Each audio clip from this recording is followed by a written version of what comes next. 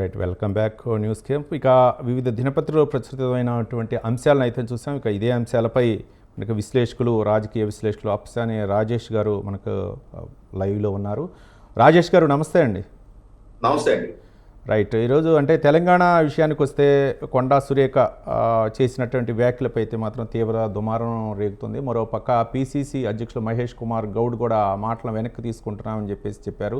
దీని మీద రాద్ధాంతం చేయొద్దని చెప్పినటువంటి అంశాన్ని చూస్తాం. కానీ దీన్ని మాత్రం అక్కడక్కడ నిరసనలు తెలిపడం, మరోపక్క నాగార్జున కోర్టులో పిటిషన్ కూడా వేశారు. పరువు నష్టం దావా వేస్తున్నటువంటి అంశాలని ఈరోజు కొన్ని పేపర్లు అయితే మాత్రం ప్రధాన అంశాలుగా ప్రచురించాయి. ఏ విధంగా చూడొచ్చు అంటారు? నాగార్జున అంటే ఒక పక్క కాంగ్రెస్ పిసిసి అధ్యక్షుడు కూడా చెప్పారు, ఆ వ్యాఖ్యలు వెనక్కి తీసుకుంటాం, అవి అంటే అర్ధరహితమైనటువంటి వ్యాఖ్యలు అని చెప్పినా కూడా నాగార్జున అయితే పరువు నష్టం దావా వేశారు. కొండా సురేఖ గారు సుదీర్ఘకాలంగా రాజకీయాల్లో ఉన్నారు. నాకు తెలిసి వారు ఉన్నత విద్యావంతులు కూడా. బహుశా యూనివర్సిటీ క్యాంపస్ నుంచి పోరాట తత్వాన్ని ప్రదర్శించి నాయకురాలుగా ఎదిగిన, అంటే సుదీర్ఘ రాజకీయ ప్రస్థానం కలిగి ఉన్న నాయకురాలు. పలు సందర్భాల్లో చట్టసభకు ఎంపికవుతూ వస్తున్నారు. అటువంటి సుదీర్ఘ నేపథ్యం ఉన్న నాయకురాల నుంచి ఇటువంటి వ్యాఖ్యలు ఎవరు ఊహించాల. కాకుండా ఏంటంటే ఆ వ్యాఖ్యల వెనక ఆమె ఎదుర్కొంటున్న అవమానం, ఆమె ఎదుర్కొంటున్న ఆవేదన కూడా కొంత కనిపిస్తూ ఉంది. అంటే కాకపోతే అంటే ఆ ఏజ్ లో ఉన్న ఆమెని, ఆ స్థాయిలో ఉన్న ఆమెని బిఆర్ఎస్ శ్రేణులు ట్రోల్ చేస్తున్నారు, అవమానకరంగా పోస్టులు పెడుతున్నారు అన్న ఆవేదనతో ఆమె స్పందించారు.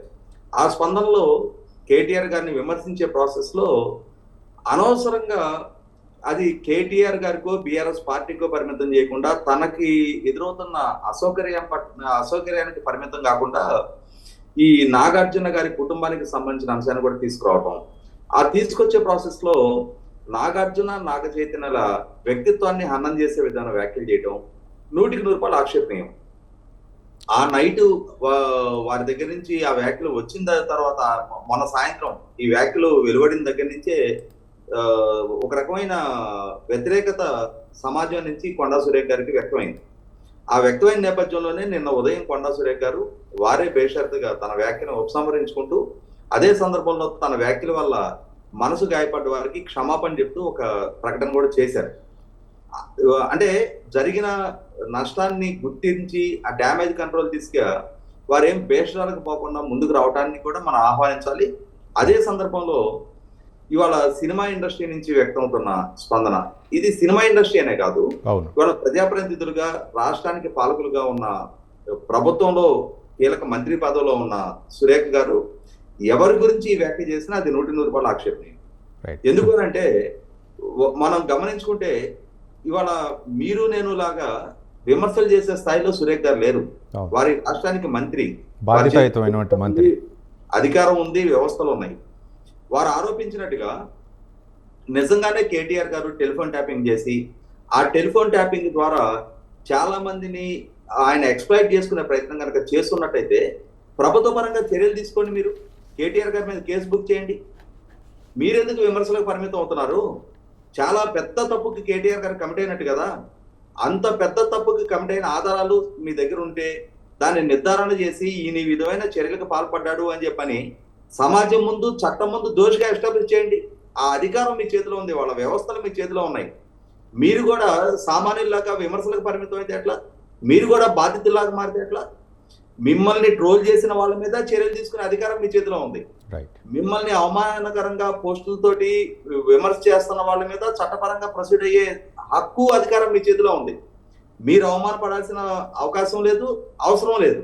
అదే సందర్భంలో మీరు కూడా ఒక అడుగు అంటే ఆ రెస్ట్రైన్ మెయింటైన్ చేయకుండా ఇష్యూని కేటీఆర్ గారికో బీఆర్ఎస్ పార్టీకో పరిమితం చేయకుండా అసలు ఈ ఇష్యూకి ఏ మాత్రం సంబంధం లేని వేరే కుటుంబాన్ని తీసుకొచ్చి ఆ కుటుంబంలో ఉన్న అంతర్గత వ్యవహారాల గురించి ప్రస్తావించడం అనేది 100% ఆక్షేపణీయం. ఇదే అంశాన్ని సమాజం నుంచి కూడా వ్యక్తమవుతున్న స్పందన రీత్యా వారు కొంత విఘ్నత ప్రదర్శించి నా వ్యాఖ్యను ఉపసంహరించుకుంటానని చెప్పిన స్టేట్మెంట్ ఇవ్వడం, పిసిసి అధ్యక్షులు మహేష్ కుమార్ గౌడ్ గారు కూడా అదే విధమైన వ్యాఖ్యలు చేస్తున్న తీరు చూస్తే రాజకీయాల్లో హత్యలు ఉండవు, ఆత్మహత్యలే ఉంటాయని చెప్పని కొన్ని సందర్భాల్లో ఈ విధమైన వ్యాఖ్యల ద్వారా రుజువు చేసుకుంటారు.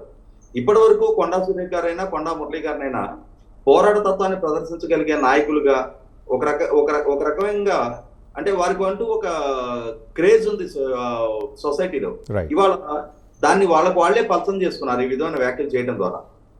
కాకపోతే ఇక్కడ ఇండస్ట్రీ వైపు నుంచి కూడా అవును. ఇవాళ కొండా సురేఖ గారు చేసిన ఈ వ్యాఖ్యల నేపథ్యంలో నాగార్జున గారికి అలాగే సమంతకి మద్దతు తెలపడాన్ని 100% స్వాగతిద్దాం. రైట్. కానీ మరి ఇదే బిఆర్ఎస్ పార్టీ గతంలో అంటే క్షమించాలి, బిఆర్ఎస్ పార్టీ కాదు, గతంలో వైసీపీ పార్టీ ద్వారా హీరో రామ్ పోతినేని అవును. వాళ్ళ చిన్నాన్నకి సంబంధించి విజయవాడలో ఉన్న డాక్టర్ రమేష్ గారు, రమేష్ హాస్పిటల్స్ పేరుతోటి చాలా ఫెమిలియర్ ఆయన, వారికి సంబంధించిన ఒక కోవిడ్ క్వారంటైన్ సెంటర్ లో ఫైర్ యాక్సిడెంట్ జరిగి కొంతమంది కోవిడ్ రోగులు చనిపోయిన సందర్భంగా ఆనాటి ప్రభుత్వం డాక్టర్ రమేష్ గారిని వేధింపులకు గురి చేస్తున్న సందర్భంగా తన చిన్నాన్నకి మద్దతుగా తను స్పందించినందుకు ఆ రోజు ప్రభుత్వం మొత్తం రామ్ని టార్గెట్ చేయడం జరిగింది.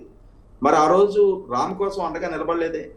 అలాగే శ్యామ్ సింగ్ రాయ్ సినిమా సందర్భంగా ఆ టికెట్ల ధర తగ్గింపు ఇష్యూలో నాని ఒక స్టేట్మెంట్ ఇచ్చాడు అని చెప్పని ప్రభుత్వం మొత్తం నాని మీద కక్ష సాధింపు చర్యలకు దిగింది.